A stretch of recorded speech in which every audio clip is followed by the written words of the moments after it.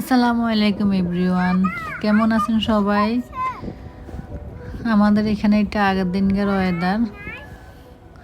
আমি সন্ধ্যায় হাজব্যান্ডকে ড্রপ করতে যাইতেছি। আগের দিন এরকম ভালোই ছিল মোটামুটি, বাট আগের স্নোগুলো একদম ঠান্ডা আইস হয়ে রয়েছে।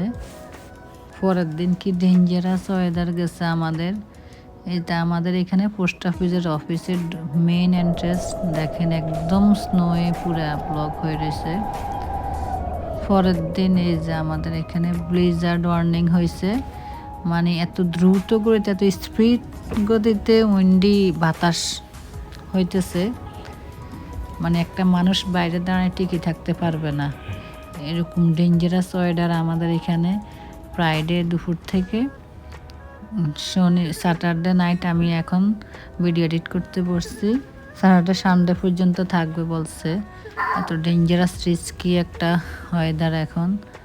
সবাই আশা করি দোয়া করবেন সবার জন্য, দেশ বিদেশে যে যেখান থেকে দেখতেছেন।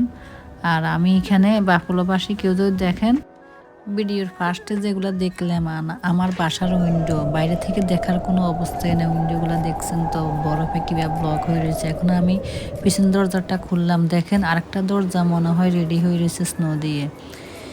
এমন অবস্থা, এমন স্পিডে বাতাস, মানে বোঝানো সম্ভব না। তাদের ব্লিজার্ড ওয়ার্নিং দেওয়া হয়েছে।